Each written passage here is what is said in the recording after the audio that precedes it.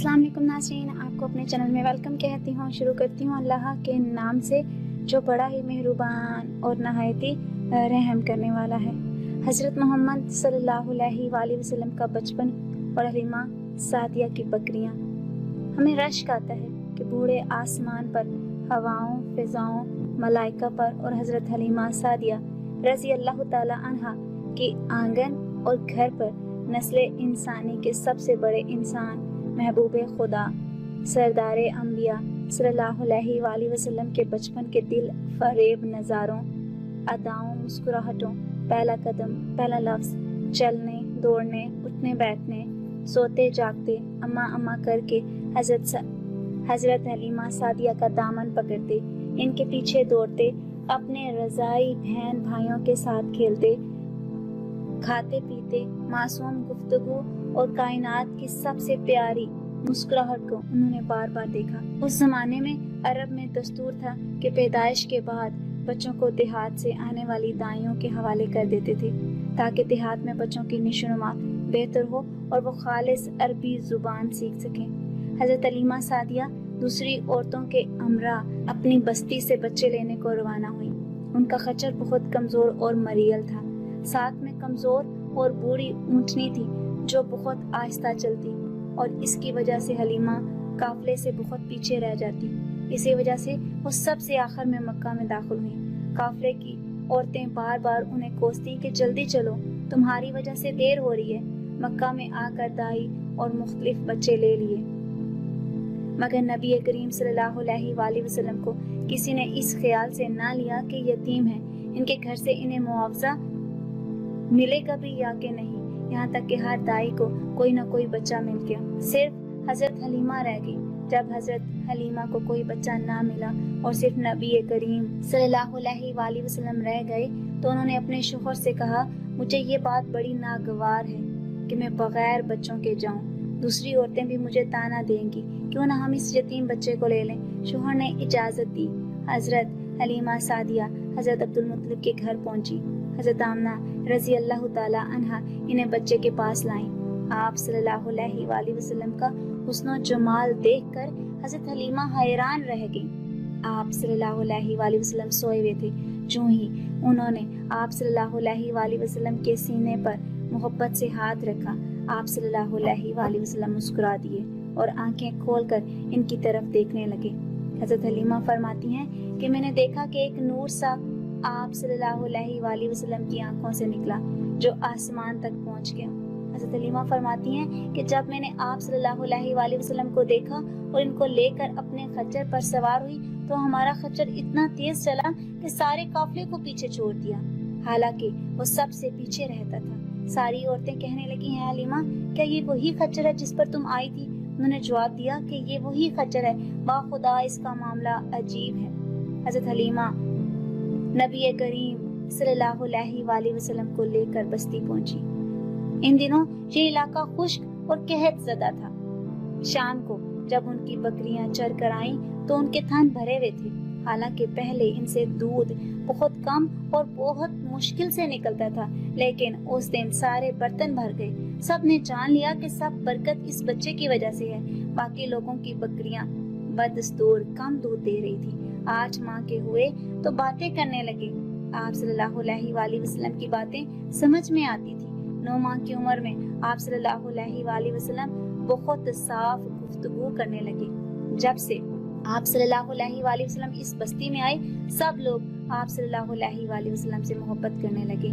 जब आप सल्लल्लाहु अलैहि वसल्लम 2 साल के हुए तो हजरत हलीमा आप सल्लल्लाहु अलैहि वसल्लम को लेकर आप सल्लल्लाहु अलैहि वसल्लम की वालदा के पास आईं। चूंकि वो आप सल्लल्लाहु अलैहि वसल्लम की बरकत देख चुकी थी, इसलिए वो आप सल्लल्लाहु अलैहि वसल्लम को मजीद अपने पास रखना चाहती थी। लिहाजा वो हजरत आमना रजी अल्लाह ताला अन्हा को मनाकर फिर आपको ले आई। जब आप सल्लल्लाहु अलैहि वसल्लम कुछ बड़े हुए तो अपने दूध शरीक भाई बहनों के साथ बकरियां चराने लगे। फिर कुछ ऐसे वाकयात हुए कि हजरत हलीमा को आप सल्लल्लाहु अलैहि वसल्लम के नुकसान का डर हुआ। लिहाजा वो आप सल्लल्लाहु अलैहि वसल्लम को वापस इनकी वालदा के पास छोड़ आईं। और वो वाकयात ये हैं कि एक बार آپ صلی اللہ علیہ وآلہ وسلم اپنے دودھ شریک بھائی بہنوں کے ساتھ بکریاں چرانے گئے تو دو آدمی حضرت جبرائیل اور حضرت میکائیل علیہ السلام سفید کپڑے پہنے ہوئے آئے۔ انہوں نے آپ صلی اللہ علیہ وآلہ وسلم کو پکڑ کر لٹایا اور پیٹ چاک کیا اور کوئی چیز نکال کر باہر پھینک دی اور پیٹ پھر سے سی دیا۔ دوسری روایت سے پتہ چلتا ہے کہ وہ سیاہ رنگ کا ایک دانہ تھا۔ یہ انسان کے جسم میں شیطان کا گھر ہوتا ہے اور شیطان انسان کے بدن میں یہی سے اثرات ڈالتا ہے۔ جب حضرت حلیمہ کو یہ سب معلوم ہوا تو ڈر گئی۔ اسی طرح حضرت حلیمہ کے پاس سے ایک بار یہودیوں کی جماعت گزری تو آپ صلی اللہ علیہ وآلہ وسلم کے بارے میں تفصیلات معلوم کر کے انہوں نے آپ صلی اللہ علیہ وآلہ وسلم کو قتل کرنے کا مشورہ دیا۔ انہوں نے حضرت حلیمہ سے پوچھا یہ بچہ یتیم ہے؟ حضرت حلیمہ ان کا قتل کا مشورہ سن چکی تھی، لہٰذا انہوں نے جلدی سے اپنے شوہر کی طرف اشارہ کیا کہ نہیں، یہ رہے اس بچے کے باپ۔ تب انہوں نے کہا اگر یہ بچہ یتیم ہوتا تو ہم اسے ضرور قتل کر دیتے، اس لیے کہ پرانے کتب میں آخری نبی کی نشانیوں میں سے یہ بھی ہے کہ وہ یتیم ہوں گے۔ چونکہ حضرت حلیمہ نے کہہ دیا کہ یہ بچہ یتیم نہیں تو انہوں نے خیال کیا کہ یہ بچہ وہ نہیں ہے، لہٰذا قتل کا ارادہ ترک کر دیا۔ حضرت حلیمہ ایک بار پھر نبی کریم صلی اللہ علیہ وآلہ وسلم کو عکاس کے میلے میں لے کر آئیں۔ جاہلیت کے دور میں یہاں بڑا مشہور میلہ لگتا تھا۔ عرب کے لوگ حج کرنے آتے تو شوال کا مہینہ اس میلے میں گزارتے، کھیلتے کودتے اپنے بڑھائیاں بیان کرتے۔ حضرت حلیمہ آپ صلی اللہ علیہ وآلہ وسلم کو لے کر اس میلے میں گھوم رہی تھی کہ اس کے کان کی نظر آپ صلی اللہ علیہ وآلہ وسلم پر پڑی۔ اسے آپ صلی اللہ علیہ وآلہ وسلم میں نبوت کی تمام نشانیاں نظر آ گئیں۔ اس نے پکار کر کہا لوگوں اس بچے کو مار ڈالو۔ حضرت حلیمہ اس کی بات سن کر گھبرا گئیں اور جلدی سے وہاں سے سرک گئیں۔ اس طرح اللہ نے آپ صلی اللہ علیہ وآلہ وسلم کی حفاظت فرمائی۔ لوگوں نے کہان سے پوچھا کہ کس بچے کی بات کر رہی ہو؟ اس نے کہا معبودوں کی قسم، میں نے ابھی ایک لڑکا دیکھا ہے، وہ تمہارا دین ماننے والوں کو قتل کرے گا، تمہارے بتوں کو توڑ دے گا اور تم سب پر غالب آئے گا۔ لوگ آپ صلی اللہ علیہ وآلہ وسلم کی تلاش میں دوڑے مگر ناکام رہے۔ یوں اللہ نے آپ صلی اللہ علیہ وآلہ وسلم کی حفاظت فرمائی۔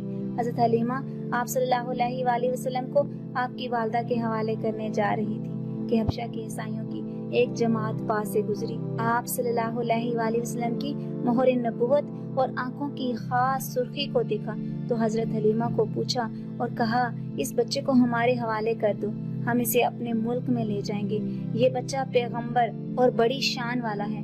حضرت حلیمہ سعدیہ یہ سنتے ہی وہاں سے دور چلی گئیں، یہاں تک کہ آپ صلی اللہ علیہ وآلہ وسلم کو آپ کی والدہ کے پاس پہنچا دیا۔ جب حضرت حلیمہ سعدیہ نے آپ صلی اللہ علیہ وآلہ وسلم کو آپ کی والدہ کے حوالے کیا تو اس وقت آپ صلی اللہ علیہ وآلہ وسلم کی عمر 4 سے 6 سال تھی۔ آپ صلی اللہ علیہ وآلہ وسلم کی والدہ آپ کو لے کر مدینہ منورہ گئیں۔ ایمن بھی ساتھ تھی۔ ایک دن مدینہ کے 2 یہودی ایمن کے پاس آئے اور کہا ذرا محمد کو ہمارے سامنے لاؤ، ہم انہیں دیکھنا چاہتے ہیں۔ انہوں نے اچھی طرح دیکھا، پھر ایک اپنے ساتھی سے بولا کہ یہ اس امت کا نبی ہے اور یہ شہر ان کی ہجرت گاہ ہے، یہاں زبردست جنگ ہوگی۔ جب آپ صلی اللہ علیہ وآلہ وسلم کی والدہ کو معلوم ہوا تو ڈر گئیں۔ آپ صلی اللہ علیہ وآلہ وسلم کو لے کر مکہ روانہ ہوئیں مگر راستے میں ہی ابوا کے مقام پر وفات پا گئی۔ آپ کو یہیں دفن کیا گیا۔ 5 دن بعد ایمن آپ صلی اللہ علیہ وآلہ وسلم کو لے کر مکہ پہنچی اور آپ صلی اللہ علیہ وآلہ وسلم کے دادا عبد المطلب کے حوالے کیا۔ ایک روز بنو مطلج کے لوگ حضرت عبد المطلب کے پاس آئے۔ یہ لوگ قیافہ شہناز تھے، آدمی کا چہرہ دیکھ کر اس کے مستقبل کا اندازہ لگاتے تھے اور انہیں آپ صلی اللہ علیہ وآلہ وسلم کے بارے میں فرمایا اس بچے کی حفاظت کرو، اس لیے کہ مقام ابراہیم پر جو حضرت ابراہیم علیہ السلام کے قدم کا نشان ہے، اس بچے کے پاؤں کا نشان بالکل اس سے ملتا جلتا ہے۔ اس قدر مشابہت ہم نے اور کسی کے پاؤں میں نہیں دیکھی۔ ہمارا خیال ہے یہ بچہ نرالی شان کا مالک ہوگا، اس لیے اس کی حفاظت کریں۔ ایک روز حضرت عبد المطلب حجر اسود کے پاس بیٹھے تھے کہ نجران کے حسائی آگے، ان میں ایک بڑا پادری بھی تھا۔ اس نے کہا ہماری کتابوں میں ایک ایسے نبی کی علامات ہیں جو اسماعیل کی اولاد میں ہونا باقی ہے، یہ شہر اس کی جائے پیدائش ہوگا، اس کی یہ نشانیاں ہیں۔ ابھی یہ بات ہو ہی رہی تھی کہ ایک شخص نبی کریم صلی اللہ علیہ وآلہ وسلم کو لے کر وہاں پہنچا۔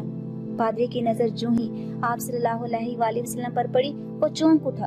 آپ صلی اللہ علیہ وآلہ وسلم کی آنکھوں، کمر، پیروں کو دیکھ کر چلا اٹھا کہ یہی وہ نبی ہیں، یہی وہ نبی ہیں، یہ تمہارے کیا لگتے ہیں؟ حضرت عبد المطلب نے کہا یہ میرے بیٹے ہیں۔ اس پر پادری بولا تب یہ وہ نہیں ہیں، ہماری کتابوں میں لکھا ہے کہ اس کے والد کا انتقال اس کی پیدائش سے پہلے ہو جائے گا۔ اس پر عبد المطلب نے کہا یہ دراصل میرا پوتا ہے، اس کے والد کا انتقال اس کی پیدائش سے پہلے ہو گیا تھا۔ پادری نے کہا ہاں یہ ہوئی نا بات، آپ اس کی پوری طرح حفاظت کریں۔ جب آپ صلی اللہ علیہ وآلہ وسلم 8 سال کے ہوئے تو آپ صلی اللہ علیہ وآلہ وسلم کے دادا عبد المطلب وفات پا گئے، اور عبد المطلب نے مرتے وقت آپ صلی اللہ علیہ وآلہ وسلم کو حضرت ابو طالب کے سپرد کیا۔ ایمن کہتی ہیں کہ جس وقت حضرت عبد المطلب کا جنازہ اٹھا تو آپ صلی اللہ علیہ وآلہ وسلم کو دیکھا کہ جنازے کے پیچھے روتے جاتے تھے۔ حضرت عبد المطلب کے بعد حضرت ابو طالب آپ صلی اللہ علیہ وآلہ وسلم کے نگران ہوئے۔ یہ مالی اعتبار سے کمزور تھے، 2 وقت سارے گھرانے کو پیٹ بھر کر کھانا نہیں ملتا تھا، لیکن جب نبی کریم صلی اللہ علیہ وآلہ وسلم ان کے ساتھ کھاتے تو تھوڑا کھانا بھی سب کو کافی ہو جاتا، سب سیر ہو جاتے اور کھانا بچ بھی جاتا۔ نبی کریم صلی اللہ علیہ وآلہ وسلم چند سال اپنے دوسرے چچا زبیر کے ساتھ بھی رہے۔ ایک بار ان کے ساتھ قافلہ یمن میں تشریف لے گئے۔ راستے میں ایک وادی پر سے گزر ہوا جس میں سرکشی اونٹ رہتا تھا جو آنے جانے والوں کا راستہ روک لیتا تھا، مگر جو ہی نبی کریم صلی اللہ علیہ وآلہ وسلم کو دیکھا تو بیٹھ گیا اور اپنے آپ کو زمین سے رگڑنے لگا۔ آپ صلی اللہ علیہ وآلہ وسلم اپنے اونٹ سے اتر کر اس پر سوار ہو گئے۔ اونٹ آپ صلی اللہ علیہ وآلہ وسلم کو وادی کے پار لے گیا، پھر آپ صلی اللہ علیہ وآلہ وسلم نے اسے چھوڑ دیا۔ حضرت حلیمہ سعدیہ کے گھر والے نبی کریم صلی اللہ علیہ وآلہ وسلم سے بہت پیار کرتے تھے۔ آپ صلی اللہ علیہ وآلہ وسلم پر اپنی جان چھڑکتے ہیں۔ آپ صلی اللہ علیہ وآلہ وسلم کی آمد کی برکات سے حلیمہ سعدیہ کے گھر کے حالات پھر گئے تھے۔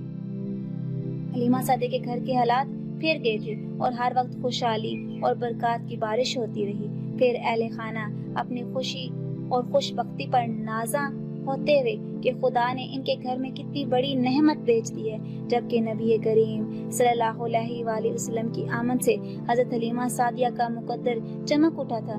غربت بیماری کی جگہ خوشحالی نے لے لی تھی۔ آپ صلی اللہ علیہ وآلہ وسلم کے آنے سے ہر طرف خوشیاں ہی خوشیاں نظر آتی تھی۔ اہل خانہ اللہ کی اس غیر معمولی نعمت پر بہت شکر گزار تھے۔ حضور نبی کریم صلی اللہ علیہ وآلہ وسلم اپنے رضائی بہن بھائیوں سے کھیلتے، زیادہ تر حضرت شیمہ کے ساتھ کھیلتے اور حضرت حارث رضی اللہ تعالی عنہ آپ کو اپنے کندھوں پر اٹھاتے۔ حضرت حلیمہ سعدیہ فرماتی ہیں کہ حضور نبی کریم صلی اللہ علیہ وآلہ وسلم کی نشوونما بہت تیزی سے ہوئی تھی کہ دوسرے لڑکے اتنی تیزی سے نہیں بڑھتے تھے۔ آپ فرماتی ہیں کہ جب 9 ماہ کے ہوئے تو فصیح گفتگو فرماتے اور جب 10 ماہ کے ہوئے تو بچوں کے ساتھ تیر اندازی بھی فرمائی۔